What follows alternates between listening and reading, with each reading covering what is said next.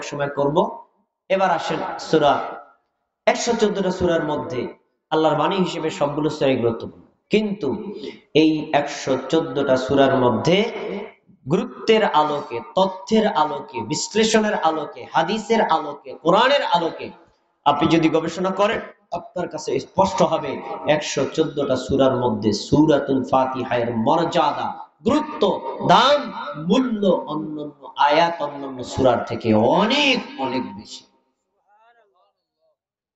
এর একটা প্রমাণ আপনাকে আমি দিই।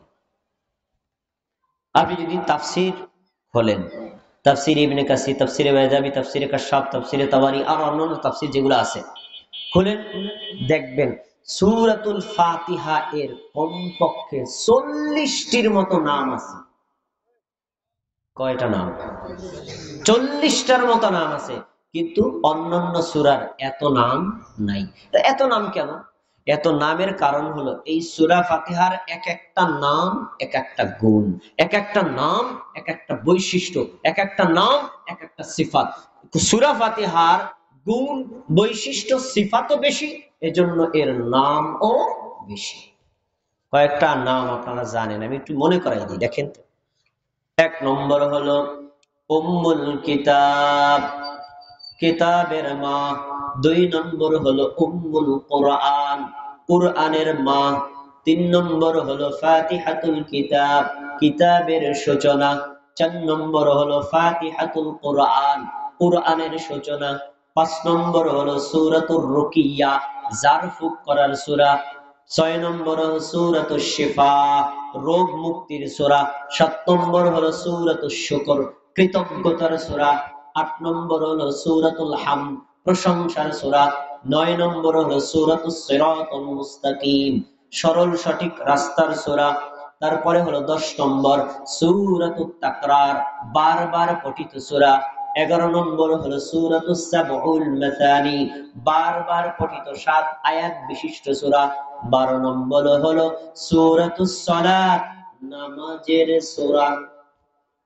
কয়টা বললাম? এই যে 12টা বলছি, এই 12টার মধ্যে সূরা ফাতিহা কোনটা নাই? সবই আছে। নাই? সবই আছে, কিন্তু অন্যান্য সূরার এত নাম নাই। তার বোঝা যাচ্ছে যে তুলনামূলকভাবে অন্যান্য সূরার চাইতে সূরা ফাতিহার মর্যাদা অনেক অনেক অনেক গুণ বেশি। আসুন আমরা এবার কোরআনুল কারীম থেকে সূরা ফাতিহার মর্যাদা সম্পর্কে আলোচনা করি। একটা তথ্য কথা জেনে নেন, আল্লাহ তাবারাকা ওয়া তাআলা 114টা সূরা নাজিল করেছেন, স্বাভাবিকভাবে নাজিল করেছেন, কিন্তু একটা সূরার মর্যাদা, একটা সূরার মূল্য, একটা সূরার ফজিলত অন্য সূরায় উল্লেখ করেন নাই। কিন্তু একটা সূরাই আছে যেই সূরার ফজিলতের কথা আরেকটা সূরার আরেকটা আয়াতে উল্লেখ করেছে। সেটি কোথায় দেখেন? সূরাতুল হিজর 87 নম্বর আয়াত। আল্লাহ তাআলা বলেন, ওয়ালাকাদ আতাইনাকা সাবআম মিনাল মাসানি ওয়াল কুরআনাল আযীম।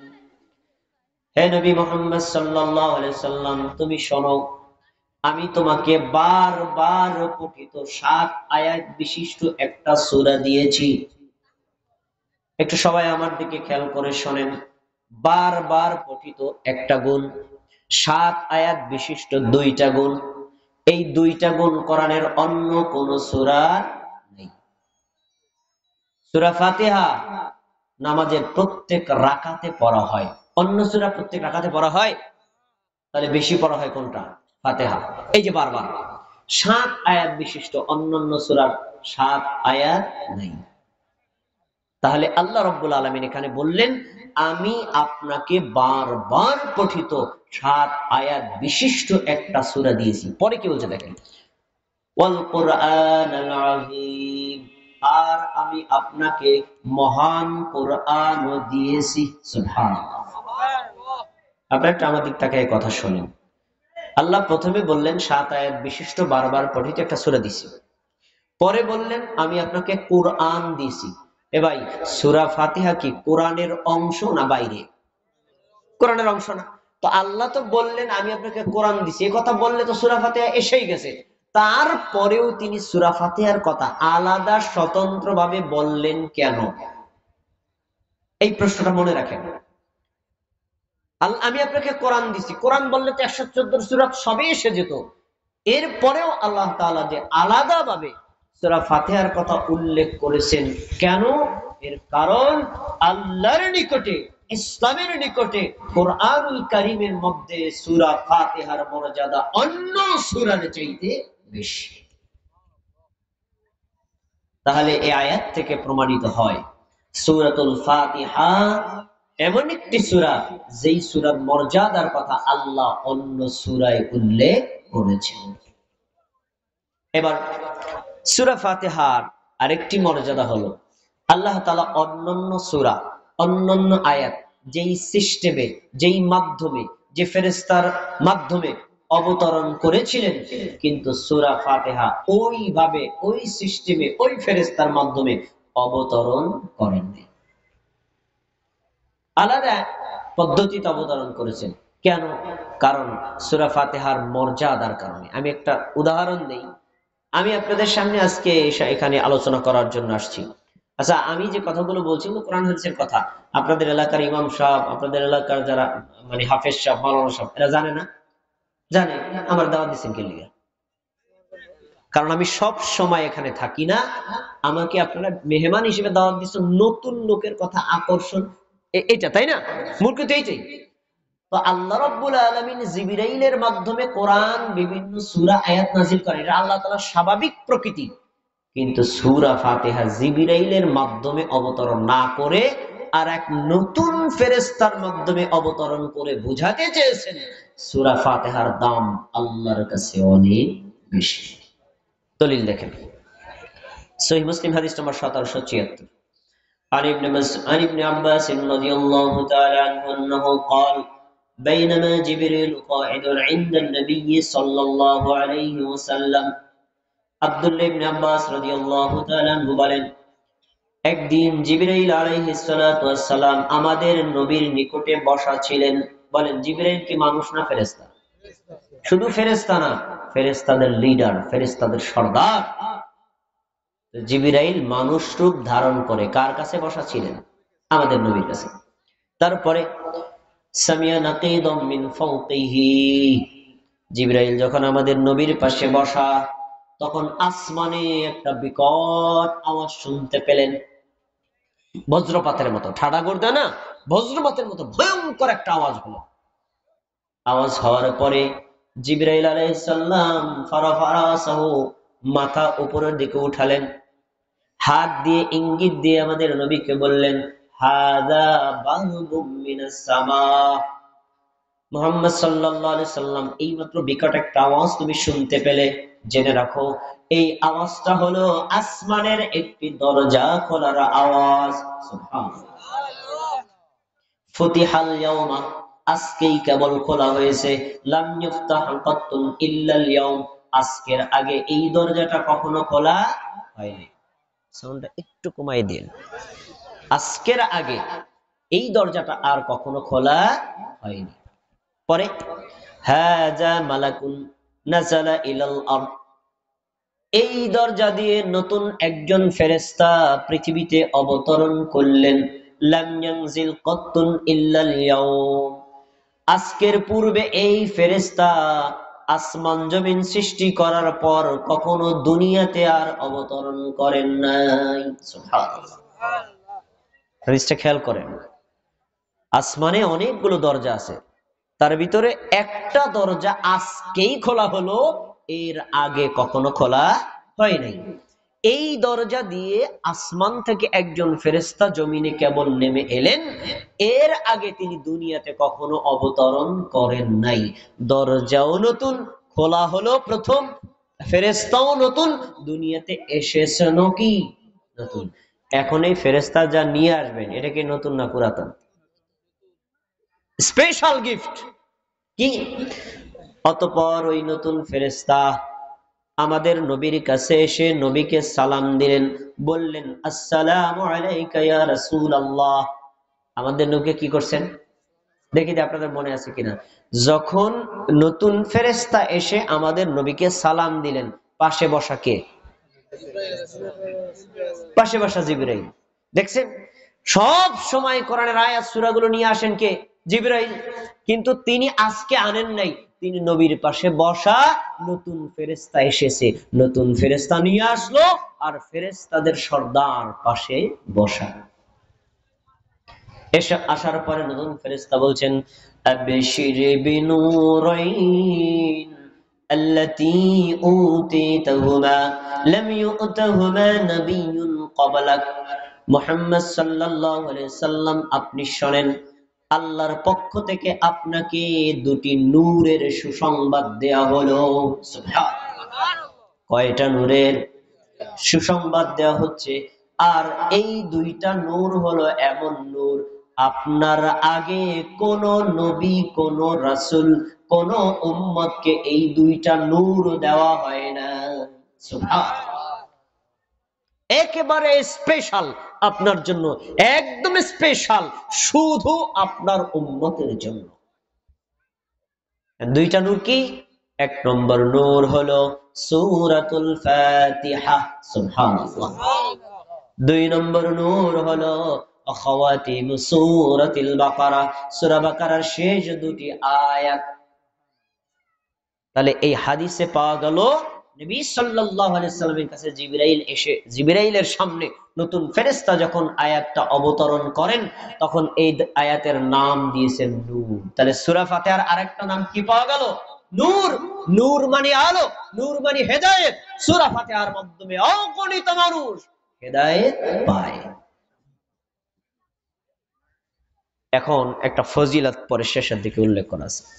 এই যে আয়াত, এই যে সূরা বাকারার দুইটা আয়াত দেওয়া হলো, আর সূরা ফাতিহার 7টা আয়াত আপনাকে দেওয়া হলো, লান তাকরা বিহারফিন মিনহুমা ইল্লা উতিতা। জেনে রাখো, তোমার উম্মতের মধ্যে কোন বান্দা, কোন বান্দি যদি সূরা ফাতিহা পড়ে এবং আয়াতুল সূরা ফাতিহা এবং সূরা বাকারার শেষ দুটি আয়াত পড়ে, ওই আয়াতগুলোর মধ্যে যা চাওয়া আছে, এই চাওয়াগুলো আল্লাহর কাছে যা যদি চায়, অবশ্যই আল্লাহ তাকে তা দিয়ে দিবেন। সুবহানাল্লাহ। তাহলে বোঝা যায় আল্লাহর কাছে প্রার্থনা করার, আল্লাহর কাছে চাওয়ার শ্রেষ্ঠ দুইটা নূর, এক হলো সূরাতুল ফাতিহা, আর দুই হলো সূরাতুল বাকারার শেষ দুটি আয়াত। সূরা বাকারার শেষ দুটি আয়াত আপনাদেরও প্রায় মুখস্থ আছে। রব্বানা যালামনা আনফুসানা ওয়া ইল্লাম তাগফির লানা, শেষের দিকে দেখবেন একদম মানে ক্ষমা প্রার্থনার কথাগুলো উল্লেখ করা। আচ্ছা, যাই হোক, তাহলে আমরা এই হাদিস থেকে জানতে পারলাম সূরা ফাতিহা নিয়ে এসেছিলেন কে? জিবরাইল না নতুন ফেরেশতা? জিবরাইল আলাইহিস সালাম সব সময় যেই দরজা দিয়ে আসমান থেকে নামেন সেই দরজা দিয়ে এসেছেন, নাকি নতুন এক ফেরেশতা নতুন দরজা দিয়ে এসেছিলেন? তাহলে বোঝা যাচ্ছে আল্লাহ তাবারাক ওয়া তাআলা সূরাতুল ফাতিহার মর্যাদা এমন ভাবে ফিট করেছেন যে এটার অবতরণ, এটা নাজিলটাও করেছেন ভিন্ন স্টাইলে। আচ্ছা, এবার সূরাতুল ফাতিহার আরেকটি মর্যাদা হলো, এই সূরাতুল কে বলা হয় আযমু সূরাতিন ফিল কুরআন, কোরআনের মধ্যে সর্বশ্রেষ্ঠ সূরা, সবচেয়ে দামি সূরা, সবচেয়ে মর্যাদাবান সূরা। হাদিসটা কি? সহিহ বুখারী হাদিস নাম্বার 5006। আবু সাঈদ ইবনুল মুআল্লা রাদিয়াল্লাহু তাআলা আনহু বলেন, কুনতু সাল্লি ফিল মসজিদ, আমি মসজিদে নববীতে সালাত আদায় করতেছিলাম, ফাদাআনি নবী সাল্লাল্লাহু আলাইহি ওয়াসাল্লাম, নবী সাল্লাল্লাহু আলাইহি ওয়াসাল্লাম আমাকে ডাকলেন। যখন আমাকে ডেকেছেন তখন আমি নামাজে। আপনাদের কাছে একটা মাসলা জিজ্ঞেস করব, উত্তর দিবেন। ধরেন উদাহরণস্বরূপ, আবার ভুল বুঝেন না কেউ, ধরেন আপনি নবী, আমি উম্মত, আমি নামাজে দাঁড়াইছি, আপনি আমার ডাকছেন, নামাজ পড়তেছি। এখন আমি কি নামাজ পড়ে আপনার ডাকে সাড়া দিব, না নামাজ ছেড়ে দিয়ে ডাকে সাড়া দিব? আমার এই ভাই বলেছেন নামাজ পড়ে, আপনি কি বলছেন? নামাজ পড়ে, তাই না? এটাই কিন্তু আমাদের কমন সেন্স, এটাই কিন্তু আমাদের স্বাভাবিক প্রক্রিয়া। ঠিক ওই সাহাবী ওইটাই করছে। তিনি মনে মনে চিন্তা করলেন, নামাজটা ছেড়ে দিল তো নামাজ বাতিল হয়ে যাবে, নামাজটা পইরা নবীর ডাকে সাড়া দিল। নামাজ শেষ। সুম্মা আতাইতুন নবিয়্য সাল্লাল্লাহু আলাইহি ওয়াসাল্লাম, আমি নবীর কাছে আসলাম। নবী সাল্লাল্লাহু আলাইহি ওয়াসাল্লাম বললেন, আমি যে তোমাকে একটু আগে ডাকলাম, আসতে দেরি হলো কেন? কুলতু, আমি বললাম, ইন্নী কুনতু সাল্লি, আল্লাহর নবী আমি সালাতের মধ্যে ছিলাম, নামাজের মধ্যে ছিলাম, এজন্য আসতে দেরি হয়েছে। নামাজ শেষ করে তারপরে এসেছি। আমাদের নবী আপনাদের যুক্তি বাদ করে দিছেন। তিনি বলছেন, আমি হলাম নবী, আমি হলাম রাসূল, তুমি আমার উম্মত। আমি যদি নামাজের মধ্যেও ডাকি, নামাজ পড়ে আমার নবীর ডাকে আগে সাড়া দিতে হবে। এখন মন করা বললে হবে? দলিল লাগবে না? দলিল দিয়েছেন আমাদের। আবু সাঈদ, তুমি কি সূরাতুল আনফালের 24 নম্বর আয়াতটা পড়ো নাই? পড়ে দেখো আল্লাহ কি বলছেন। আল্লাহ বলছেন, ইয়া আইয়ুহাল্লাযীনা আমানুস্তাজীবু লিল্লাহি ওয়ালির রাসূলি ইযা দাআকুম। হে মুমিনগণ, তোমাদেরকে যদি আল্লাহ ডাকেন, তোমাদেরকে যদি আমার নবী মুহাম্মদ সাল্লাল্লাহু আলাইহি সাল্লাম ডাকেন, ডাক দিতে দেরি, কিন্তু ডাকে সাড়া দিতে 1 সেকেন্ড অপেক্ষা করা যাবে না। সাথে সাথে ডাকের সাড়া দিতে হবে। নামাজ বাদ, ফরজ নামাজ বাদ, নফল নামাজ বাদ, আগে নবীর কথা শুনতে হবে। উম্মতের নিকটে নবীর মর্যাদা আল্লাহ এত বেশি করেছেন। তুমি পরে আসলা কেন? যাই হোক, আগে জানতা না, ওটা গেছে, একটা জেনে নিলা, এখন থেকে ঠিক করে করবা। এখন শোনেন, যেই নবী সাল্লাল্লাহু আলাইহি ওয়াসাল্লাম বললেন, আমি নবী, তুমি উম্মত, আমি ডাকার সাথে সাথে তোমার আসা উচিত ছিল, তার মানে বোঝা যায় নবী মুহাম্মদ সাল্লাল্লাহু আলাইহি ওয়াসাল্লামের হাদিস উম্মতের জন্য শিরোধার্য। একটা হাদিস যদি আপনার সামনে পেশ করা হয়, হাদিসটা যদি শুদ্ধ হয়, নবী সাল্লাল্লাহু আলাইহি ওয়াসাল্লামের বাণী হয়, এটা আপনার বিরুদ্ধে, আপনার সমাজের বিরুদ্ধে, দেশের বিরুদ্ধে, পীরের বিরুদ্ধে, আলেমের বিরুদ্ধে, মুফতির বিরুদ্ধে, মাওলানার বিরুদ্ধে, এলাকার বিরুদ্ধে, দেশের বিরুদ্ধে, যার বিরুদ্ধে যাক, আপনি উম্মত হলে নবীর হাদিস মানতে বাধ্য। যদি না মানেন, আপনার ঈমানে দুর্বলতা আছে। রাসূলুল্লাহ সাল্লাল্লাহু আলাইহি ওয়াসাল্লাম বললেন, শোনো, কেন ডাকছি তার একটা কারণ আছে। আবু সাঈদ ইবনে মুআল্লা বলেন, নবী সাল্লাল্লাহু আলাইহি ওয়াসাল্লাম আমার হাত ধরলেন, হাত ধরে বললেন, ইন্নী উআল্লিমকা আজমু সূরাতিন ফিল কুরআন। আবু সাঈদ শোনো, এই মসজিদ থেকে বের হওয়ার আগে আমি তোমাকে কোরআনের মধ্যে সর্বশ্রেষ্ঠ একটা সূরা শিক্ষা দিব। সুবহানাল্লাহ, সবচেয়ে দামি একটা সূরা তোমাকে শিক্ষা দেব। আবু সাঈদ ইবনে মুআল্লা খুবই খুশি, আশেপাশে কোনো সাহাবী নাই, স্পেশাল ভাবে আমাকে শিক্ষা দিবেন, কি গুরুত্বপূর্ণ সূরা, তা নাকি কোরআনের মধ্যে সবচেয়ে দামি সূরা। আমি রাসূলুল্লাহ সাল্লাল্লাহু আলাইহি ওয়াসাল্লামের সাথে তিনি আমার হাত ধরছেন, কথা বলতে বলতে বলতে বলতে মসজিদের দরজা পর্যন্ত এসে গেছি। এমন অবস্থাতে আমাদের নবী বের হয়ে যাবেন, তা আমি ভাবলাম নবী কি ভুলে গেলেন। তখন আমি বললাম, আল্লাহর নবী, আপনারা বলেছিলেন মসজিদ থেকে বের হওয়ার আগে কোরআনের শ্রেষ্ঠ একটা সূরা আমাকে শিক্ষা দিবেন, তাহলে আমাকে শিক্ষা দেন। রাসূলুল্লাহ সাল্লাল্লাহু আলাইহি ওয়াসাল্লাম আমার সাথে বললেন, আপনারা বলেন আলহামদুলিল্লাহি রাব্বিল আলামিন, পুরা আলা দলিন পর্যন্ত পড়ে শুনেছে। এইটা হলো কোরআনের সর্বশ্রেষ্ঠ সূরা।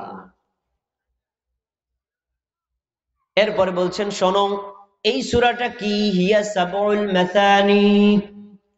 সূরাতুল হিজরের 87 নম্বর আয়াতে যে আল্লাহ বলেছিলেন, নবী আমি তোমাকে 7 আয়াত বিশিষ্ট স্পেশাল বারবার পঠিত একটা সূরা দান করেছি।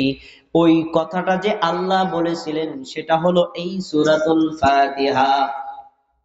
আর ওয়াল কুরআনাল আযীম আল্লাযী উতীতুহু, বরং এই সূরাটাই হলো মহান কোরআন যা আল্লাহ আমাকে দিয়েছেন। সুবহানাল্লাহ।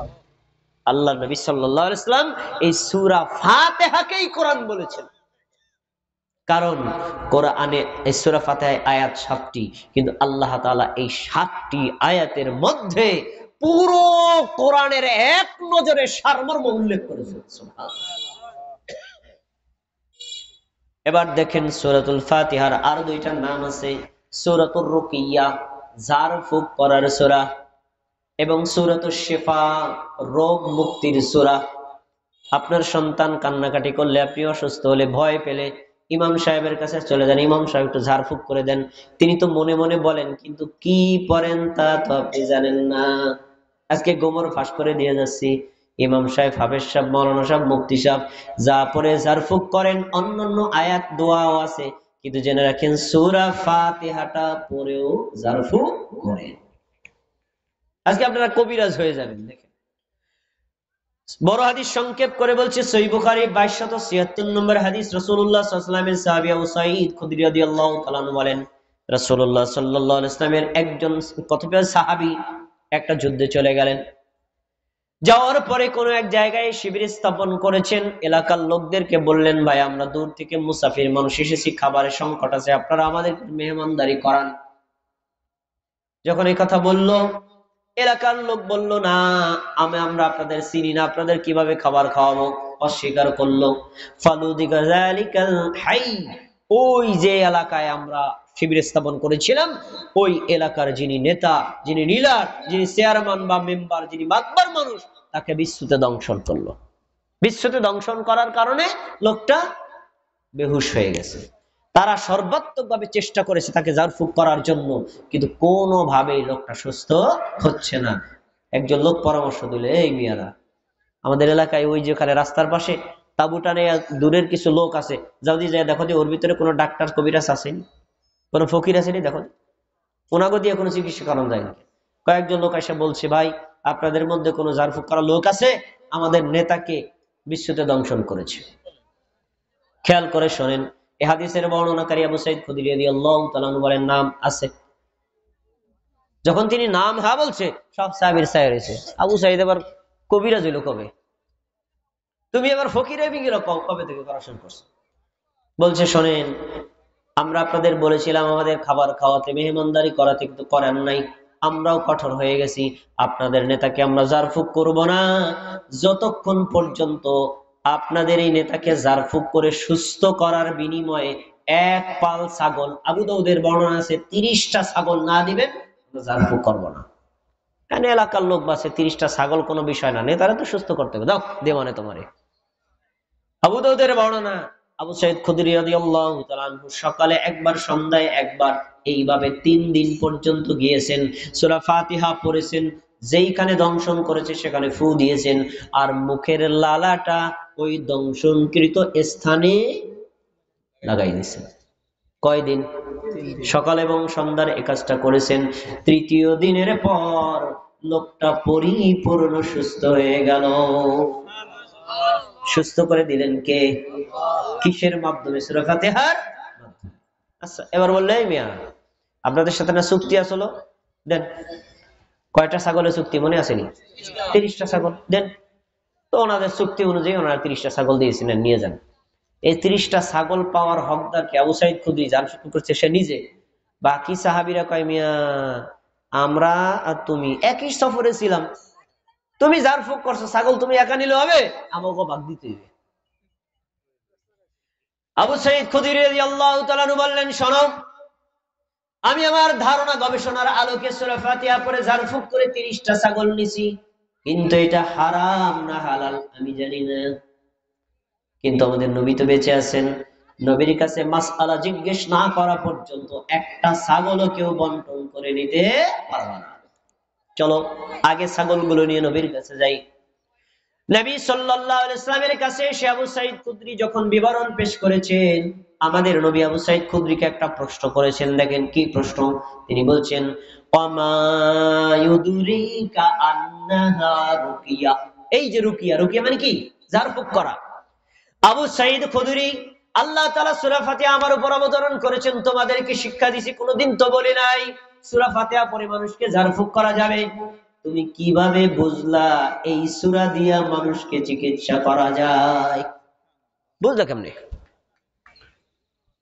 তাহলে বোঝা যায় আবু সাঈদ খুদরি কোরআনের এক বড় জ্ঞানী গবেষক ছিলেন। তিনি বললেন, আল্লাহর নবী, সূরা ফাতিহার মধ্যে আমি একটু গবেষণা করে দেখেছি, এইখানে বান্দার চাওয়ার কোনো কিছু বাকি নাই। বান্দা যদি চায় তবে তো কোনো কিছুই বাকি থাকে না, সবই তো পাওয়া যায়। তা আমি ওর ভিতরে বলে নিছি, আল্লাহ তুমি তাকে সুস্থ করে দাও। আল্লাহ সুস্থ করে দিয়েছে। রাসূলুল্লাহ সাল্লাল্লাহু আলাইহি ওয়াসাল্লাম মুস্কি হেসে বললেন, কদ আসাবতুম ইকসিমুলি মাকুম সাহাবান। আবু সাঈদ খুদরি, ছাগলগুলো বন্টন করে তোমরা নাও, আমার ভাগেও একটা ছাগল দিও। আপনারা বলেন, এই ছাগলটা নেওয়া যদি হারাম হতো তাহলে কি আমাদের নবী নিতেন আর সাহাবীদেরকে নিতে বলতেন? তাহলে হাদিস প্রমাণ করে, কোরআনের আয়াত দিয়ে অথবা রাসূলের হাদিসের কোন দোয়া দিয়ে যদি কোন মানুষ কোন ব্যক্তিকে চিকিৎসা করে, জারফুক করে, লোকটা যদি সুস্থ হয়, চুক্তি করেও টাকা নেওয়া যাবে। কিন্তু যদি কোরআনের আয়াত ছাড়া, হাদিসের দোয়া ছাড়া, কোরআনের নকশা দিয়া অথবা তাবিজ তাবা কাইতুন দিয়া, লাল সুতা কালো সুতা অথবা তাগা অথবা করি, অন্য কোন জিনিস দিয়া মানুষের গলায় ঝুলাইয়া টাকা নেওয়া হয়, এটা হলো শিরিক আর এটা হারাম। পার্থক্যটা বুঝতে হবে। কোরআনের আয়াত দিয়ে ঝাড়ফুঁক করা অবশ্যই জায়েজ, জায়েজ তো জায়েজ, টাকা নেওয়াও জায়েজ। হাদিসের দোয়া দিয়ে মানুষকে ঝাড়ফুঁক করা জায়েজ, জায়েজ তো জায়েজ, টাকা নেওয়াও জায়েজ। কিন্তু এই কোরআনের আয়াত আর হাদিসের দোয়া ব্যতীত অন্য কোন শিরকি কুফরি বেদাতি কোন জিনিস দিয়ে কাউকে কোনো চিকিৎসা করানো বৈধ না। কিন্তু এমনি অ্যালোপ্যাথিক হোমিওপ্যাথিক চিকিৎসা, যেটা চিকিৎসা বিজ্ঞানে, সেটা ভিন্ন কথা। এই হাদিসে আমরা যেটা পেলাম, সূরা ফাতিহার একটা ফজিলত, যে সূরাতুল ফাতিহা হলো সূরাতুশ শিফা, রোগ মুক্তির সূরা। আপনার সন্তানের জন্য, আপনার নিজের জন্য, আপনার ছেলের জন্য, আপনার পরিবারের যে কোনো লোকের জন্য, যে কোনো চিকিৎসার ক্ষেত্রে আপনি যদি নিয়ত করে আল্লাহর নিকটে এই সূরা ফাতিহা পড়ে ফু দেন, সুস্থ করার মালিক কে? আল্লাহ। এবার আসেন, সূরাতুল ফাতিহার আরেকটি বৈশিষ্ট্য হলো, সূরাতুল ফাতিহা কোরআনুল কারীমের 114টা সূরার মধ্যে একটা স্পেশাল সূরা, উম্মতে মুহাম্মাদের জন্য একটা স্পেশাল সূরা। যেই সূরার মতো একটা সূরা পূর্ববর্তী আসমানি কোন কিতাবেও নাই, এমনকি কোরআনুল কারীমেও। সুনান তিরমিজির হাদিস, উবাই ইবনে কাব রাদিয়াল্লাহু তাআলা আনহু বলেন, রাসূলুল্লাহ সাল্লাল্লাহু আলাইহি ওয়াসাল্লাম বলেছেন, মা আনজালাল্লাহ আযজা ওয়া জাল্লা ফিত তাওরাতি ওয়ালা ফিল ইনজিল মিসলা উম্মিল কুরআন। সূরা ফাতিহা এমন একটা সূরা, এই সূরার সমতুল্য মূল্যমানের কোন সূরা আল্লাহ তাওরাতেও অবতরণ করেন নাই, ইনজিলেও অবতরণ করেন নাই, সহিফায়ও অবতরণ করেন নাই, এমনকি কুরআনেও সূরা ফাতিহার সমতুল্য কোন সূরা। তাহলে বোঝা যাচ্ছে এই সূরাতুল ফাতিহার গুণ, মর্যাদা, বৈশিষ্ট্য, দাম অন্যান্য সূরার চাইতে অনেক অনেক ইউনিক, অনেক অনেক আলাদা, এর কোনো তুলনায় চলে না। অনেক ফজিলত বলা যায়, আমি একটু সংক্ষেপের দিকে আসছি। এখন একটা হাদিস বলবো সূরা ফাতিহার মর্যাদা বোঝার জন্য, তাফসীর বোঝার জন্য আপনাদের লাগবে। আমরা সূরা ফাতিহা এখানে পারি না এমন কোন ভাই আসেনি? পারেন না? না, এমন নেই, আলহামদুলিল্লাহ সবাই পারেন। প্রত্যেক রাকাতে সূরা ফাতিহা আমরা নামাজে পড়ি না? পড়ি। কিন্তু জানেন, বেশিরভাগ মানুষ সূরা ফাতিহা শুদ্ধ করে পড়তে পারে না। বেশিরভাগ মানুষ সূরা ফাতিহার অর্থ জানে না। বেশিরভাগ মানুষ সূরা ফাতিহার যে সুন্নাত পদ্ধতিতে পড়া দরকার সেইভাবে পড়ে না। যার ফলে সূরা ফাতিহার যে একটা স্বাদ নিজের ভিতরে অনুভব করার কথা, সেটা আমরা অনুভব করতে পারি না। এখন একটা হাদিস বলবো, হাদিসটা আপনি যদি একটু মনোযোগ দিয়ে শোনেন আর মানেন আর বুঝেন, সূরা ফাতিহার গুরুত্ব বোঝার জন্য এই একটা হাদিস আপনার জন্য যথেষ্ট। হাদিসটা অনেক কিতাবে বর্ণিত আছে, শুধু বুখারী ব্যতীত, মানে মুসলিম, তিরমিজি, আবু দাউদ, নাসাই, ইবনে মাজাহ, মুসনাদ আহমদ, মুওয়াত্তা মালিক, মিশকাতুল মাসাবি, সুনানে দারমি, সুনানে দারাকুতনি, সুনানে বাইহাকি সহ সব হাদিসের কিতাবে হাদিসটা বর্ণিত আছে, কিন্তু বুখারীতে নাই। একটা চমৎকার হাদিস। عن أبي هريرة رضي الله تعالى عنه أنه قال قال رسول الله صلى الله عليه وسلم من صلى صلاة لم يقرأ فيها بأم القرآن। রাসূলুল্লাহ সাল্লাল্লাহু আলাইহি ওয়াসাল্লাম বলেছেন, যে ব্যক্তি নামাজ পড়লো, নামাজের মধ্যে সূরা ফাতিহা পড়লো না, ফাহিয়া খিদাজুন, ফাহিয়া খিদাজুন, ফাহিয়া খিদাজুন, খিদাজ মানে হলো অপূর্ণাঙ্গ, তার নামাজটা অপূর্ণাঙ্গ, তার নামাজটা অপূর্ণাঙ্গ, তার নামাজটা অপূর্ণাঙ্গ। এই কথাটা আমাদের নবী 3 বার বললেন। হাদিসের বর্ণনাকারী আবু হুরায়রা যখন এই হাদিসটা সাহাবী তাবেঈদেরকে শোনালেন, তখন তাবেঈদের মধ্যে একজন বলছেন, ইন্না নাকুনু ওয়ারা আল ইমাম, আমরা তো অনেক সময় ইমামের পিছনে থাকি, তখন কি করব? তিনি বললেন ইকরা বিহা ফি নাফসিকা, তুমি ইমামের পিছনে থাকলেও মনে মনে সূরা ফাতিহা পড়ো, আওয়াজ করে পড়া যাবে না, পড়ো। কেন পড়বা? শোনো, ফা ইন্নী সামিআতু রাসূলুল্লাহ সাল্লাল্লাহু আলাইহি ওয়াসাল্লাম ইয়াকুলু, আমি আল্লাহর রাসূলকে বলতে শুনেছি। একটু খেয়াল করে শোনো, এখন থেকে সবাই মনে রাখবেন, আল্লাহর রাসূলকে বলতে শুনেছি। এই যে রাসূল বলেছেন, রাসূল করেছেন, এই কথা যে হাদিসে উল্লেখ থাকে, এই হাদিসটাকে বলা হয় হাদিসে নববী। পরে বলছেন কি, ক্বাল আল্লাহু আযজা ওয়া জাল্লা, মহান আল্লাহ বলেছেন। যে হাদিসের মধ্যে আল্লাহ বলেছেন, আল্লাহ করেছেন, এই দুইটা শব্দ থাকে, ওই হাদিসটাকে বলা হয় হাদিসে কুদসি। তাহলে এখন যে হাদিসটা বলছি, একদিক থেকে হাদিসটা হাদিসে কুদসি, অন্য দিক থেকে হাদিসটা হাদিসে নববী। চমৎকার একটা হাদিস, সবাই খেয়াল করে শুনবেন, আমি কিন্তু পরে প্রশ্ন করবো আপনাদেরকে।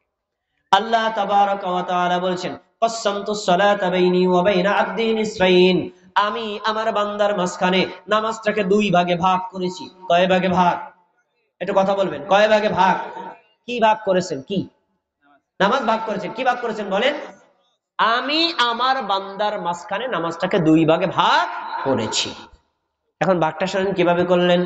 ইযা ক্বালাল আবদু আলহামদুলিল্লাহি রাব্বিল আলামিন, বান্দা যখন নামাজে দাঁড়ায়, বান্দি যখন নামাজে দাঁড়ায়, জামাতে হোক অথবা একাকী হোক, নামাজে যখন দাঁড়ায়, দাঁড়ানোর পরে প্রথম কোন সূরা পড়ে বলেন? সূরা ফাতিহা। প্রথম আয়াতটা যখন পড়ে, আয়াতের অর্থ হলো সমস্ত প্রশংসা কার জন্য? সমস্ত প্রশংসা বিশ্বের প্রতিপালক আল্লাহর জন্য। এই আয়াতটা বান্দার পড়া শেষ, এই আয়াতটা বান্দির পড়া শেষ, আল্লাহ তাআলা তখন আরশে থেকে বলেন, হামিদানি আবদি, আমার বান্দা, আমার বান্দি আমার প্রশংসা করেছে। সুবহানাল্লাহ। একটা আয়াত পড়লো, সাথে সাথে জবাব দিলেন কে? আল্লাহ। ভাই সবাই কথা বলবেন, কে জবাব দিচ্ছেন? আল্লাহ। পরের আয়াত যখন বান্দা বলে ইদা ক্বালাল আবদু আর রহমানির রহিম, বান্দা যখন বলে আল্লাহ হলেন পরম করুণাময় অসীম দয়ালু, এই আয়াতটা যখন বান্দা পড়ে, আল্লাহ রাব্বুল আলামিন বলেন আসনা আলাইয়া আবদি, আমার বান্দা, আমার বান্দি আমার গুণগান করেছে। সুবহানাল্লাহ। কয়টা আয়াত গেল? দুইটা আয়াত।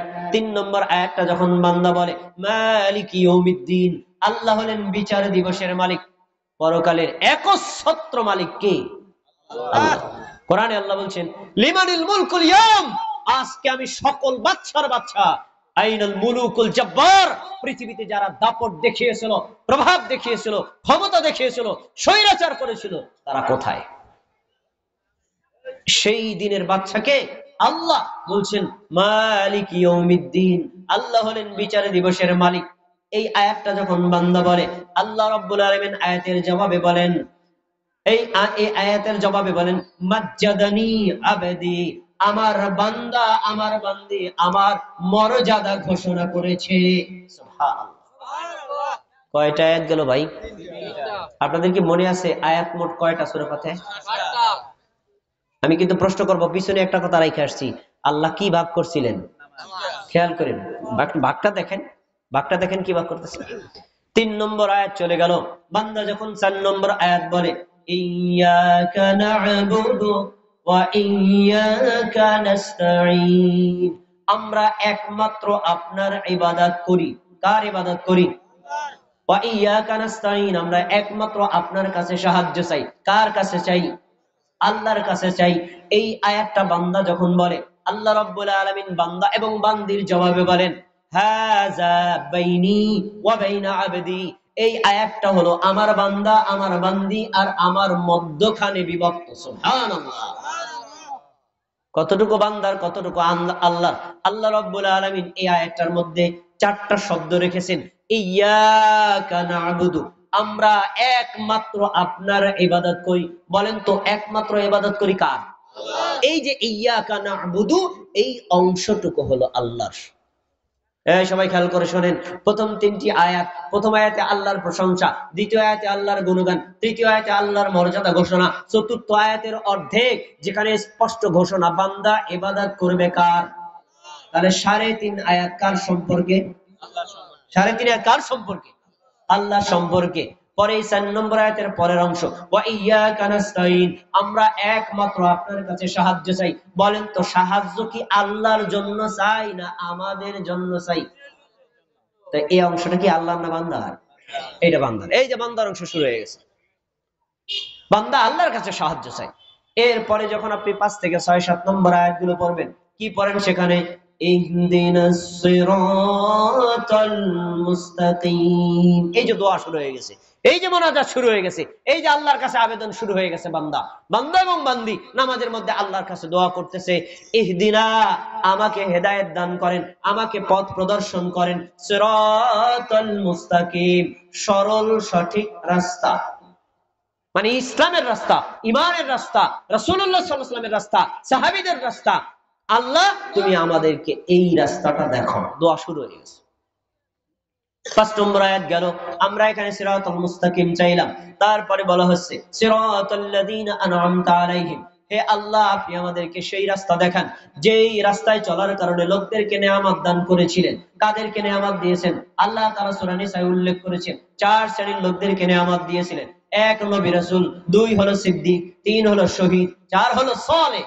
কয় শ্রেণীর লোক?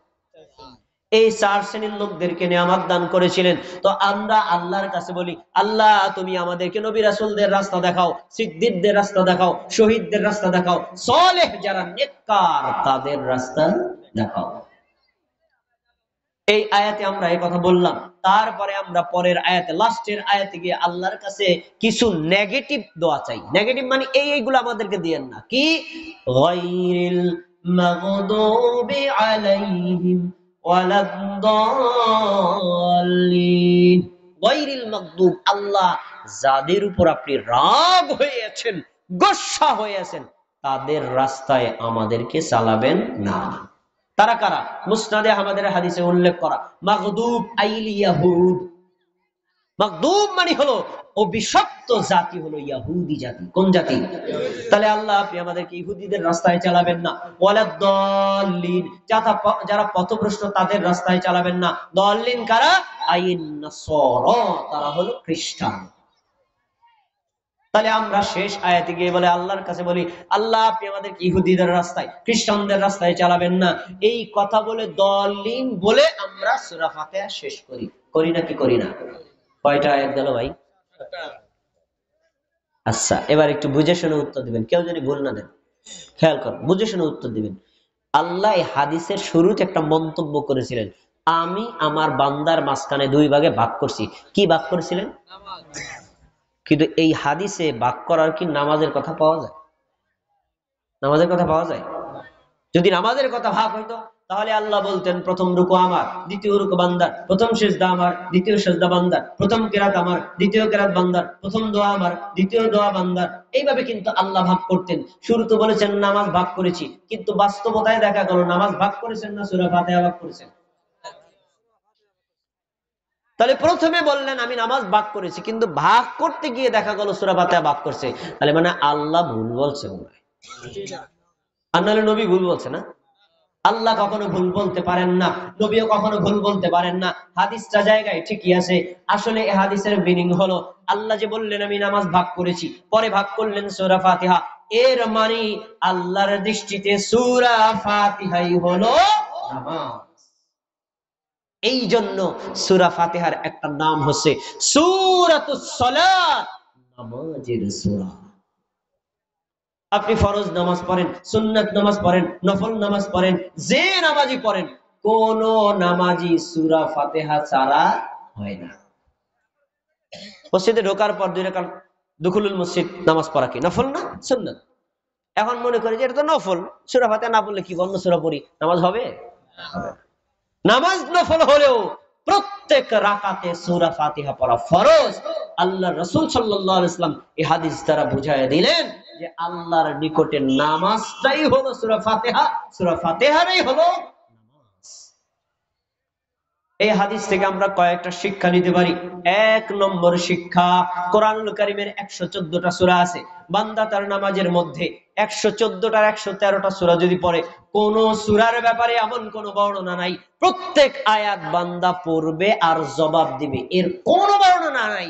কিন্তু সূরা ফাতিহার কথা উল্লেখ আছে, বান্দা আয়াত পড়ে, পড়ার সাথে সাথে আল্লাহ জবাব দিয়ে দেন। সুবহানাল্লাহ।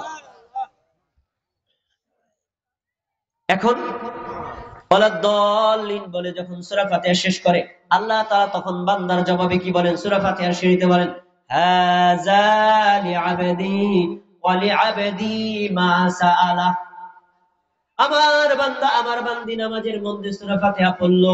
সূরা ফাতিহা সূরা ফাতিহা পড়ার মাধ্যমে শেষ 3.5টা আয়াতের মধ্যে বান্দা বান্দি আমার নিকটে যা চাইলো, আমি আল্লাহ তাই তার জন্য নির্ধারণ করে দিলাম। সুবহানাল্লাহ। এই জন্য আমরা সূরা ফাতিহা শেষ করার পরে কি বলি? আমিন। আমিন মানে কি? আল্লাহ, এই সূরা ফাতিহার মধ্যে যা চাইছি তুমি আমাদের জন্য কবুল করো। আপনারা একটু বলেন তো ভাই, একটা মানুষ যদি সিরাতাল মুস্তাকিম পায়, হেদায়েত পায়, সঠিক রাস্তা পায়, সঠিক রাস্তা পাইলে লোকটা কি জান্নাতে যাবে না জাহান্নামে? সঠিক রাস্তা পাইলে লোকটা কি আল্লাহর প্রিয় হবে না অপ্রিয় হবে? সঠিক রাস্তা পাইলে লোকটা কি জাহান্নামের শাস্তি পাওয়ার ভয় আছে? কবরের আযাবের কোনো ভয় আছে? মিজানের আযাবের কোনো ভয় আছে? পুলসিরাতের আযাবের কোনো ভয় আছে? তার মানে লোকটা সকল জায়গা থেকে নির্ভয় নিশ্চিন্ত থাকবে। এজন্যই তো বলি সূরা ফাতিহা 7টা আয়াতের মধ্যে আল্লাহ বান্দার জন্য এমন দোয়া ফিট করেছেন যেখানে বান্দার চাওয়া পাওয়ার আর কোনো কিছু বাকি থাকে না। আরেকটি কথা এখানে একটু বলে দেই, প্রিয় ভাইরা, আমাদের সমাজের অনেক মানুষ আছেন নামাজের পরে মোনাজাতের জন্য পাগল হয়ে যান। মোনাজাত আপনি একা একা করেন, আপনারা কেউ মানা করবেন, করতে পারেন, কিন্তু নামাজের মধ্যে যে মোনাজাত করা যায় এই বিষয়টা আমরা বুঝতেও চাই না। নামাজের মধ্যে মোনাজাত করা যায়। মোনাজাত অর্থ হলো একে অপরের সাথে গোপনে আলাপ করা। একজনে চাইবে আর একজনে দিবেন। আমি যখন আল্লাহু আকবার বলে নামাজে দাঁড়ায় গেলাম, আমি আল্লাহর সামনে দাঁড়ানো, আমি নামাজে দাঁড়িয়ে আল্লাহর সাথে কথা বলছি, আল্লাহর কাছে চাচ্ছি আর আল্লাহ দিচ্ছেন। আল্লাহ হলেন দাতা, আমি হলাম গ্রহীতা। এই নামাজের মধ্যেই হলো শ্রেষ্ঠ মোনাজাত। সুবহানাল্লাহ। এই জন্য সূরা ফাতিহার চাইতে শ্রেষ্ঠ মোনাজাত, শ্রেষ্ঠ দোয়া আর হতে পারে না। কিন্তু বড় দুঃখের বিষয়, কষ্টের বিষয়, আমরা নামাজে দাঁড়াইলে সূরা ফাতিহার গতি কি যে বাড়ে। আল্লাহু আকবার, আলহামদুলিল্লাহি রাব্বিল আলামিন, আর-রাহমানির রাহিম, মালিকি ইয়াউমিদ্দিন, ইyyaka না'বুদু ওয়া ইyyaka নাস্তাঈন, ইহদিনাস সিরাতাল মুস্তাকিম, সিরাতাল লাযীনা আন'আমতা আলাইহিম গায়রিল মাগদুবি আলাইহিম ওয়ালাদ-দাল্লিন। আমিন। এভাবে পড়ে না অনেকে? পড়ে না? অথচ উম্মে সালামা রাদিয়াল্লাহু তাআলা আনহা তিনি বলেছেন, সুনানে নাসাইতে বর্ণিত আছে এবং তিরমিজিতেও বর্ণিত আছে যে রাসূল সাল্লাল্লাহু আলাইহি ওয়াসাল্লাম ইয়াকতাউ কিরাআতাহু, রাসূলুল্লাহ সাল্লাল্লাহু আলাইহি ওয়াসাল্লাম কিরাত ভেঙ্গে ভেঙ্গে আয়াতে আয়াতে অক্ষ করে করে পড়তেন।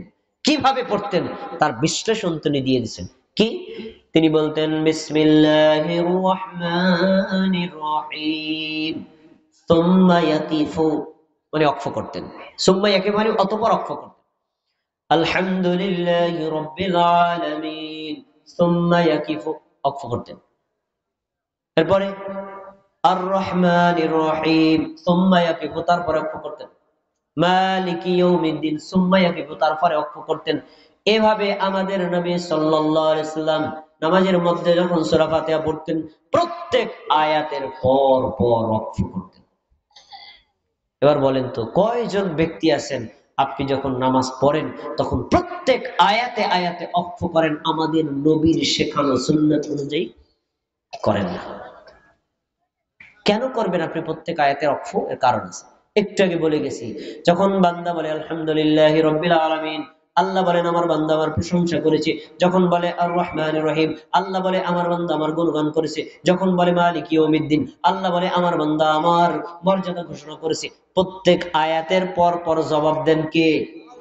এখন আল্লাহ যদি আপনাকে জবাব দেয়, আমার বান্দা আমার প্রশংসা করেছে, আমার বান্দা আমার গুণগান করেছে, আমার বান্দা আমার মর্যাদা ঘোষণা করেছে, আপনাকে আল্লাহ তার নিজের বান্দা বলে ঘোষণা দেন, এতে কি আপনি খুশি না বেজার?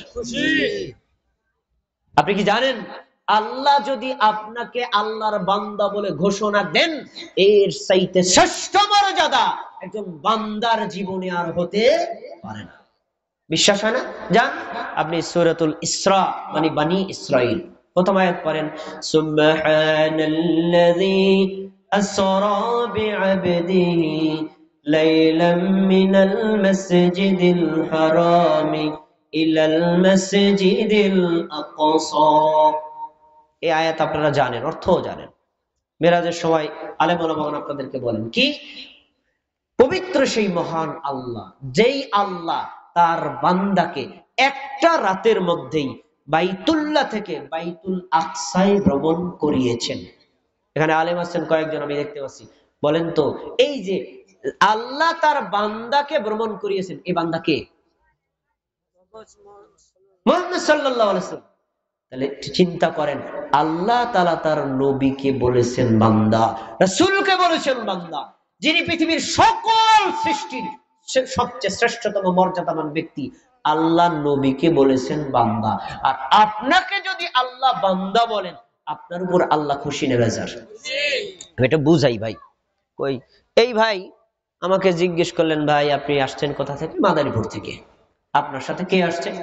তো বললাম এক ভাই আসছে। এই কথা সবাই খেয়াল করেন, এক ভাই আসছে। তারপরে আরেকজন ভাই জিজ্ঞেস করলো, ভাই আপনি আসছেন মাদারীপুর থেকে, আপনার সাথে কে আসছে? বললাম আমার ভাই আসছে। একটু আগে বলছিলাম এক ভাই আসছে, আর এখন বললাম আমার ভাই আসছে।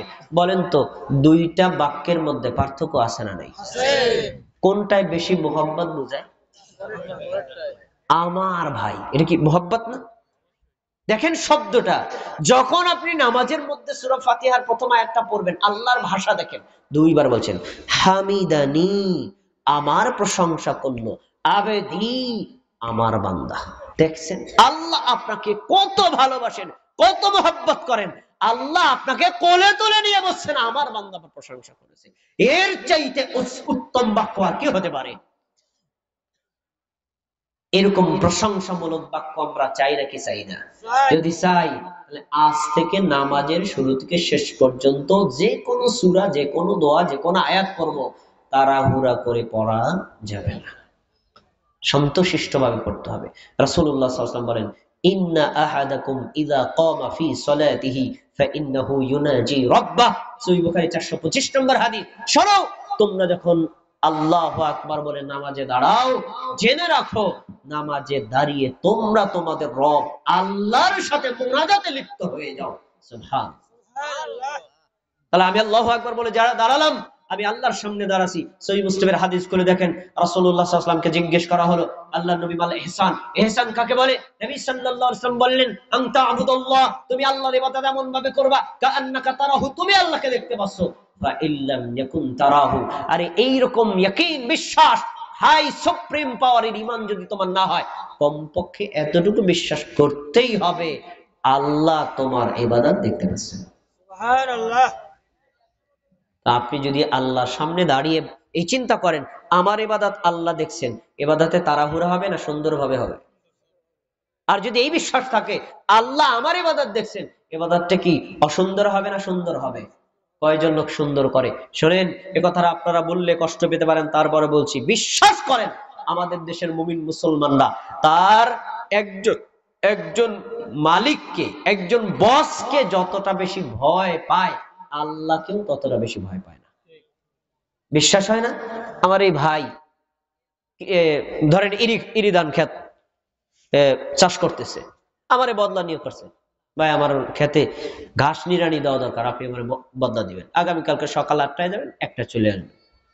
সবাই আমার কথা শোনে। আমি গেলাম, ভাইও আমার সাথে কাজ করতেছে, 8টার সময় শুরু করছি, ঘন্টাখানি কাজ করছি। এখন ইনি বললো কি, ভাই আপনি নিড়ানি দিতে থাকেন, আমি বাসা থেকে আপনার জন্য নাস্তা নিয়ে আসি। দেখবেন মানুষগুলো কি করে, ওই যে ভাই যাইতেছে আর কাজ করতেছে আর তাকায় কোথায় গেল কোথায় গেল কোথায় গেল, যে দেখেছে এখন আর দেখা যায় না, বাড়ির ভিতরে ঢুকে গেছে। দেখবেন কাজ বন্ধ করে দিয়ে আইলে বৈশা সিগারেট টানতেছে, কাজে ফাঁকি। তো সিগারেট টানে আর দেখে উনি কি বাড়ি থেকে নামলো নি, ওই যে বাইরে এবার আবার কাজ শুরু করছে। এমন ফাঁকিবাজ মানুষ আছে না? একটু বলেন তো। প্রথমে যখন কাজ করছিলাম ওনার ভয়ে, আবার কাজ ছেড়ে দিলাম, উনি দেখে না তাই ফাঁকি দিচ্ছি, আবার উনি আসছে, কাজ শুরু করে দিছি। তার মানে ওনাকে আমি ভয় করে কিন্তু কাজ করছি। শোনেন, আপনি আপনার মনিবকে, আপনি যার বদলা দিচ্ছেন মাত্র 500-300 টাকার জন্য, তাকে আপনি এতটা ভয় পান। আপনি কি চিন্তা করেছেন আল্লাহু আকবার বলে যখন আপনি নামাজে দাঁড়ালেন, আল্লাহ আপনার সেজদার সামনে আছে, আপনার নামাজের ধরনটা কেমন হতে পারে? কিন্তু আমরা নামাজে দাঁড়ালে মানে দুনিয়াবি সব কাজ শান্তশিষ্ট ভাবে হয়, নামাজ শুরু হলে বান্দার যে তাড়াহুড়া, এর কোনো শেষ সীমানা নাই। আমি নাম বলবো না, তার গিবত হবে না, আপনারা চিনবেন না। আমার এক চাচা আছেন, তিনি নিয়মিত বেশিরভাগ করতেন 5 ওয়াক্ত নামাজে 4 রক্তই জামাত ঠিক মতো পায় না, মানে অলস মার্কা আসে পরে একেবারে। এই ভাই মসজিদে ঢোকা থেকে না হয়তো নুসল্লিয়া শুরু করে, একেবারে এই ঢুকতে ঢুকতে কাতার বন্ধ যাই ইন্নিও যত শুরু করে, শেষ করে যাইয়া। মানে নামাজের মধ্যে কি তাড়াহুড়া, মেশিন চালানোর গতি। আল্লাহর ইবাদত নামাজের মধ্যে এভাবে তাড়াহুড়া করা যায় না। এবার শোনেন রাসূলুল্লাহ সাল্লাল্লাহু আলাইহি ওয়াসাল্লামের হাদিস। আমার সময় শেষ হলে 15 মিনিট আগে জানাবেন। আচ্ছা আচ্ছা, আমি শেষের দিকে আসছি। রাসূলুল্লাহ সাল্লাল্লাহু আলাইহি ওয়াসাল্লাম বলেছেন, লা সালাতা লিমান লাম ইয়াকরা বিফাতিহাতিল কিতাব। সহিহ বুখারীর হাদিস। তিনি বলেছেন, যেই ব্যক্তি নামাজের মধ্যে সূরা ফাতিহা পড়ে না তার নামাজ হয় না। এই জন্য যে কোনো নামাজ আপনি পড়েন, ফরজ নামাজ পড়েন, সুন্নাত নামাজ পড়েন, নফল নামাজ পড়েন, প্রত্যেক রাকাতে সূরা ফাতিহা পড়বেন। সূরা ফাতিহা পড়া আপনার জন্য ফরজ, এটি একটা রুকুন, এটি একটি বড় অংশ নামাজের। সূরা ফাতিহা বাদ দিলে নামাজ হয় না। এজন্য আমরা অবশ্যই সূরা ফাতিহার গুরুত্ব যেহেতু বুঝেছি কোরআনের আলোকে, হাদিসের আলোকে, এখন থেকে নামাজে শান্তশিষ্ট ভাবে সূরা ফাতিহা পড়বো তো ইনশাআল্লাহ। একটা অনুরোধ আপনাদেরকে রেখে যাই, এই যে আপনাদের সামনে বললাম যে 7টা আয়াত আছে, প্রথম আয়াতের জবাবে আল্লাহ এটা বলেন, দ্বিতীয় আয়াতের জবাবে আল্লাহ এটা বলেন। আপনি যদি জবাবটা অনুভব করতে চান, আপনাকে সূরা ফাতিহার অর্থটা একটু মনোযোগ দিতে হবে। তাই আপনারা চেষ্টা করবেন, নিজে যদি বাংলা অথবা আরবি পড়া জানেন, এই আয়াতগুলোর অর্থ জেনে অর্থের দিক তাকাইয়া সূরা ফাতিহা পড়বেন, মনে থাকবে তো ইনশাআল্লাহ। আর যদি একান্তে আপনি না পারেন, আপনার মসজিদে ইমাম সাহেব আছে, হাফেজ সাহেব আছেন, তাদের থেকে এই অর্থটা একটু শুনে নেবেন। 5-7 বার শুনলে আপনার মনে একটা মূল সারাংশ ধারণা আসবে, তখন আপনি নামাজে অনেক তৃপ্তি পাবেন ইনশাআল্লাহ। এবার সূরা ফাতিহার আরেকটি ফজিলত হলো, সূরা ফাতিহা কোরআন মাজিদের 114টা সূরার মধ্যে সবচেয়ে সহজ সূরা। এই সূরার চাইতে সহজ আর কোন সূরা নাই। এই সূরা আল্লাহ তাআলা পড়ার ক্ষেত্রে, মুখস্থ করার ক্ষেত্রে, মনে রাখার ক্ষেত্রে অতি সহজ করেছেন, এবং রাসূল সাল্লাল্লাহু আলাইহি ওয়াসাল্লাম একটা হাদিস দ্বারা সেটা প্রমাণিত হয়েছে। সহিহ বুখারীতে হাদিসটা একাধিক জায়গা আছে। 793 নম্বর হাদিস, 793 নম্বর হাদিসে রাসূল সাল্লাল্লাহু আলাইহি ওয়াসাল্লাম এই ফজিলতটা উল্লেখ করেছেন। আন নবী হুরায়রা রাদিয়াল্লাহু তাআলা আনহু أنه قال أن رسول الله صلى الله عليه وسلم دخل المسجد فدخل رجل। রাসূলুল্লাহ সাল্লাল্লাহু আলাইহি ওয়াসাল্লাম মসজিদের মধ্যে প্রবেশ করলেন, তারপরে একজন ব্যক্তি প্রবেশ করলো। প্রথমে প্রবেশ করেছেন কে? আমাদের নবী। তারপরে প্রবেশ করেছেন একজন ব্যক্তি, মানে নবীর একজন সাহাবী। ফাসাল্লা রাকাতাইন, 2 রাকাত নামাজ পড়লো। কয় রাকাত নামাজ পড়ছে? মসজিদের মধ্যে ঢোকার পরে 2 রাকাত নামাজ পড়ে, এই নামাজ কি নামাজ বলে ভাই? দুকুলুল মসজিদের নামাজ। কিন্তু বড় দুঃখের বিষয়, আমাদের দেশের 100 জন মুসল্লি মসজিদে ঢুকলে মানে 99 জন মুসল্লি নামাজ না পড়ে বসে যায়। বসে নাকি বসে না? এটা খেলাফে সুন্নাহ, সুন্নাতের খেলাফ। সাহাবায়ে কেরাম অথবা আমাদের নবী সাল্লাল্লাহু আলাইহি ওয়াসাল্লাম মসজিদে ঢোকার পরে কখনো বসে যেতেন না। আরে কমপক্ষে হলেও ধরেন আসরের নামাজের জন্য আপনি ঢুকছেন, আসরে ফরজ নামাজ পড়বেন, আগে নির্ধারিত সুন্নাত নাই, কিন্তু তারপর যখন সময় আছে, এখন 5 মিনিট আগে 2 রাকাত নফল পড়বেন, এটাকে বলা হয় দুখুলুল মসজিদের নামাজ। সবাই একটু খেয়াল করবেন, হাদিসটা থেকে একটা শিক্ষার বিষয় আছে। এই হাদিস শেষ করে আমি চলে যাব, কারণ প্রধান বক্তা চলে আসবে এখন। খেয়াল করেন। তো যখন 2 রাকাত নামাজ পড়লো, নামাজ শেষ করে ফাসাল্লামা আলান নবী, ওই সাহাবী এসে আমাদের নবীকে সালাম দিল। ফারাদ্দা আলাইহিস সালাম, আমাদের নবী লোকটার সালামের জবাব দিলেন। এরপরে বললেন, ইরজি ফাসাল্লি ফা ইন্নাকা লাম তুসাল্লি, তুমি ফিরে যাও, তুমি গিয়ে আবার নামাজ পড়ো, তুমি নামাজ পড়ো নাই। হাদিসগুলো একটু খেয়াল করতে হবে। নবীর সামনে লোকটা কয় রাকাত নামাজ পড়ছে? নবী দেখছেন না দেখেন নাই? আর আবু হুরায়রা যে বর্ণনাকারী, তিনি দেখছেন না দেখেন নাই? তারা নিজের চক্ষু দিয়ে দেখলো লোকটা 2 রাকাত নামাজ পড়লো। যখন নামাজ পড়ে নবীর কাছে আসছে, নবী কি বলছেন? ইরজি, ফিরে যাও, ফাসাল্লি, আবার নামাজ পড়ো, ফাইন্নাকা লাম তুসাল্লি, তুমি নামাজ পড়োই নাই। আবু হুরায়রা বলছেন লোকটা নামাজ পড়লো আর নবী বলে পড়ে নাই। এর সত্যবাদী কে আর মিথ্যাবাদী কে? উত্তর, কেউ মিথ্যাবাদী না, উভয় সত্যবাদী। তার নবীজি বললেন তুমি নামাজ পড়ো নাই, এ কথার মিনিং হলো লোকটা নামাজ পড়ছে, কিন্তু আমাদের নবী যেই তরিকায় নামাজ শিক্ষা দিয়েছিলেন ওইভাবে পড়ে নাই। আর একটা স্বতন্ত্র স্বতঃসিদ্ধ কথা জেনে নেন, আপনি যেই তরিকার, যে দেশের, যে এলাকার, যেখানকার মুসলমান হন, একজন মুমিন, একজন মুসলিম নামাজ, রোজা, হজ, যাকাত, দান, সদকা, ফরজ, ওয়াজিব, সুন্নাত, মুস্তাহাব প্রত্যেকটা আমল আমাদের নবী যেভাবে করেছেন, করতে বলেছেন, করা শিক্ষা দিয়েছেন, ঠিক ওইভাবে করা তার জন্য ফরজ। একটু ডিসপ্লে যদি হয়, যদি নবীর চেয়ে একটু বাড়িয়ে করেন আপনার ইবাদত বেদাতে পরিণত হবে, নবীর থেকে একটু কমায় করেন আপনার ইবাদত বেদাতে পরিণত হবে। এজন্য সালাতটাও আমাদের নবী সাল্লাল্লাহু আলাইহি ওয়াসাল্লাম যেভাবে পড়েছেন, পড়া শিক্ষা দিয়েছেন, তার চাইতে এক চুল পরিমাণ আকপিস করা যাবে না। করেন আপনার নামাজই হবে না।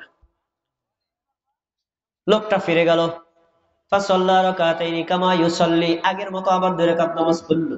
আবার নবীকে এসে সালাম দিল, নবী সাল্লাল্লাহু আলাইহি ওয়াসাল্লাম একই মন্তব্য করলেন, তুমি ফিরে যাও, আবার নামাজ পড়ো, তুমি নামাজ পড়ো নাই। লোকটা ফিরে গেল, আবার 2 রাকাত নামাজ পড়লো আগের মতো। নামাজ পড়ে আমাদের নবীকে সালাম দিল, নবী সাল্লাল্লাহু আলাইহি ওয়াসাল্লাম নবীর সালামের জবাব দিয়ে বলছেন ইরজি ফাসাল্লি ফাইন্নাকা লাম তুসাল্লি, ফিরে যাও, তুমি আবার নামাজ পড়ো, তুমি নামাজ পড়ো নাই। হাদিসটা বুঝে থাকলে বলেন, লোকটা আমাদের নবীর সামনে কয়বার নামাজ পড়ছে? কয়বার নামাজ পড়লো? আর 3 বারই আমাদের নবী কি বললেন? তুমি নামাজ পড়ো নাই। ভাষাটা খেয়াল করবেন। আমরা সাধারণত, আমার এই চাচা মনে করেন নামাজ পড়ছেন, হয়তো নামাজের রুকুটা হয় নাই, আমি যদি বলি এ চাচা আমরা নামাজ হয় নাই, নতুন করে পড়েন, চাচা আমার উপর রাগ হইব। আর যদি বলি চাচা নামাজটা সুন্দর হয় নাই, রুকুটা সুন্দর হয় নাই, কালকে থেকে সুন্দর করে করেন, চাচা আমার উপর রাগ করবে না। আমাদের নবী কিন্তু ওই মোহাব্বতের ভাষা ব্যবহার করেন নাই, সরাসরি নাই, তোমার নামাজই বাতিল। 3 বার যখন এভাবে আমাদের নবীর সামনে পড়ল, নবীজি নাই করলেন, তৃতীয়বার বললেন আবার নামাজ পড়তে যাও। সাহাবী বুঝতে পারলেন আমি আমার শব্দ মতো 3 বার সুন্দর করে নামাজ পড়ছি। তখন সাহাবী আমাদের নবীকে বলছেন ওয়াল্লাযী বা'আসাকা বিল হক মা উহসিনু গায়রা, হে আল্লাহর নবী, হে আল্লাহর রাসূল, ওই আল্লাহর কসম করে বলছি যে আল্লাহ আপনাকে সত্য সহ পাঠিয়েছেন, আমি এর চাইতে সুন্দর করে নামাজ পড়তে পারি না। ফাআল্লিমনি, আমাকে নামাজ শিক্ষা দিয়ে দিন। সুবহানাল্লাহ। এখন আমাদের নবী নামাজ শিক্ষা দিবেন, আপনারা এখানে যারা আছেন আপনার নামাজের সাথে মিলাই দিবেন, দেখবেন ঠিক হয় কিনা। এই নামাজের পদ্ধতি এখন যেটা বলবো, এটা হলো আমাদের নবীর শেখানো নামাজ, আপনার সাথে মিলান তো মেলে কিনা। কি বলছেন এবার? আচ্ছা ঠিক আছে, শোনো, ইদা কুনতা ইলাস সালাতি ফাকাব্বির, তুমি যখন নামাজে দাঁড়াবা প্রথমে বলবা আল্লাহু আকবার। বলেন, কি বলবে? তাহলে নামাজে দাঁড়াইলে প্রথম শব্দ হবে আল্লাহু আকবার। আল্লাহু আকবার বলার আগে কোন শব্দ মুসল্লির মুখ দিয়ে উচ্চারণ করা যাবে না। যদি যাইতো তাহলে আমাদের নবী শিখাই দিতেন। যেমন আমরা বলি, আমরা ইমামের পেছনে 4 রাকাত ফরজ নামাজ পড়তেছি, এগুলা নবী শিখায় নাই। নাওয়াইতু আনুসাল্লি লিল্লাহি তাআলা আরবা রাকাত, নবী সাল্লাল্লাহু আলাইহি ওয়াসাল্লাম এগুলো শিখান নাই। কি আল্লাহু আকবার। তো এবার বলবেন ভাই নিয়ত করা ফরজ না? অবশ্যই নিয়ত করা ফরজ। আরে ভাই, আপনি ওযু করেছেন কেন? নামাজের জন্য। এক নিয়ত হয়ে গেছে। মসজিদে রওনা দিয়েছেন কেন? নামাজের জন্য। 2 নিয়ত হয়ে গেছে। মুয়াজ্জিন সাহেব ইকামত দিলে কাতার সোজা করছেন কেন? করছেন নামাজের জন্য। এই তো 3 নম্বর নিয়ত হয়ে গেছে। আল্লাহু আকবার বলে দাঁড়াইছেন কেন? এই তো নিয়ত হয়ে গেছে। 4 বার হইছে, এখনো বলে বাকি আছে। নিয়ত অন্তরে করা ফরজ, মুখে করা ফরজ, ওয়াজিব, সুন্নাত, মুস্তাহাব কিছুই না। এজন্য আপনার মুখে নিয়ত করার কোনো দরকার নেই। নবী সাল্লাল্লাহু আলাইহি ওয়াসাল্লাম শিক্ষা দেন নাই। বলছেন প্রথমে শব্দ হবে কি? আল্লাহু আকবার। এটা তাকবীরে তাহরিমা। কেউ যদি আল্লাহু আকবার বলতে ভুলে যায় তার নামাজ বাতিল। আল্লাহু আকবার বলা ছাড়া নামাজ শুরু করা যাবে? যাবে। আচ্ছা, আপনারা আল্লাহু আকবার বলেন নাকি বলেন না? আচ্ছা, এটা করেন। 2 নম্বর জানেন, সুম্মা করা মা তায়াসসারা মাআকা মিনাল কুরআন, কোরআনের যেই অংশটা তোমার কাছে সহজ হয় ওই অংশটা পড়ো। এই যে তায়াসসারা মাআকা মিনাল কুরআন, কোরআনের যে অংশটা তোমার কাছে সহজ হয় সেটা পড়ো। বলেন তো কোরআনের মধ্যে কোন সূরাটা বেশি সহজ? এই যে সূরা ফাতিহার কথা এখানে পাওয়া গেল। তুমি সূরা ফাতিহা পড়ো, পড়লেন সূরা ফাতিহা, আপনারা পড়েন নাকি পড়েন না? পড়লেন, সূরা ফাতিহার সাথে আবার অন্য কিছু আয়াত বা সূরা মিলালেন, আপনারা এটাও করেন। এবারে যান সুম্মা রাকা, তারপরে তুমি রুকু করো। আপনারা কি রুকু করেন নাকি করেন না?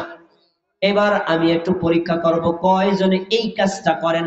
হাত্তা তাতমাইন্না রাকিআন, রুকু শুধু করলেই হবে না, প্রশান্ত চিত্তভাবে রুকু করো। এটা করেন কয়জনে?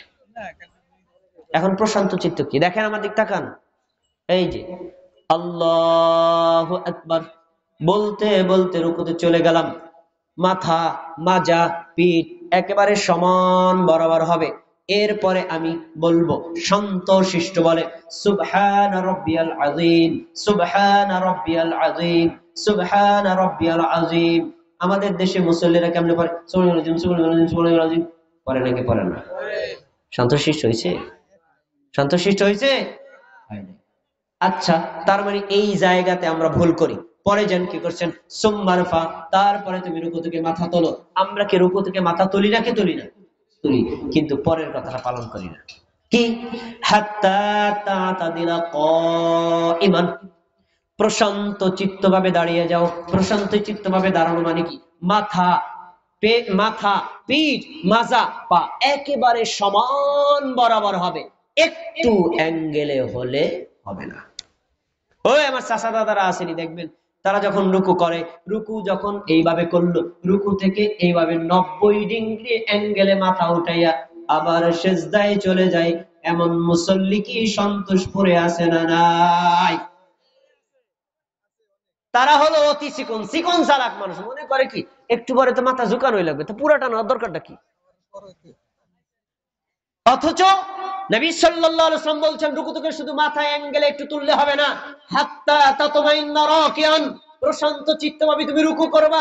হাত্তা তাতাদিলা কাইমান, প্রশান্ত চিত্তভাবে তুমি দাঁড়িয়ে যাবা।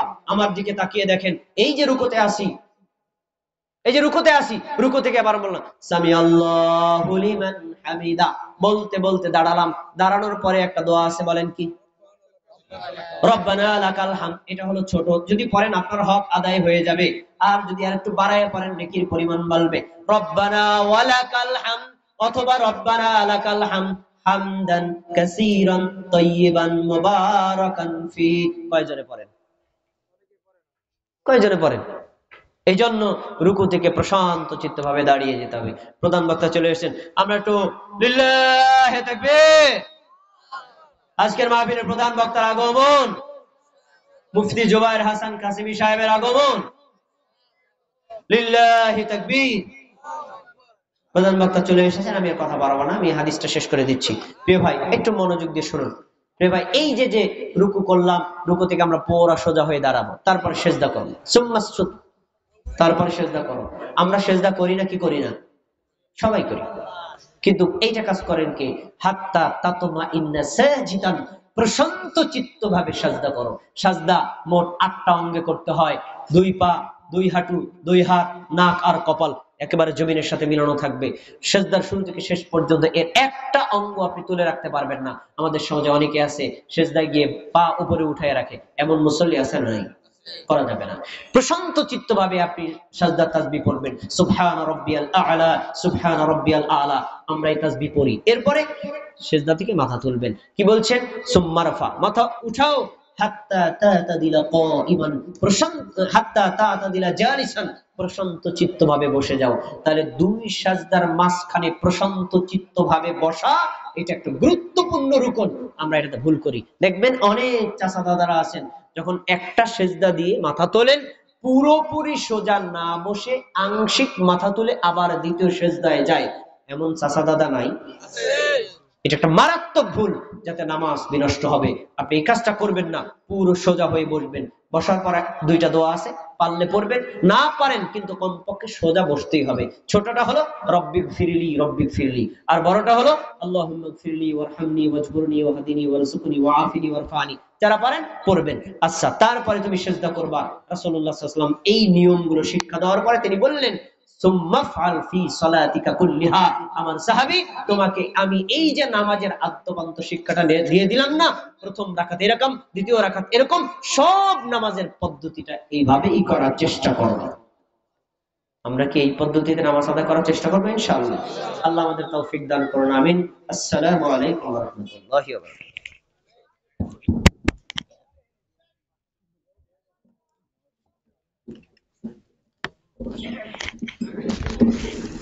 আলহামদুলিল্লাহ, আমরা এ যাবৎ পর্যন্ত হযরতের জবান থেকে গুরুত্বপূর্ণ নসিহত শ্রবণ করতেছিলাম।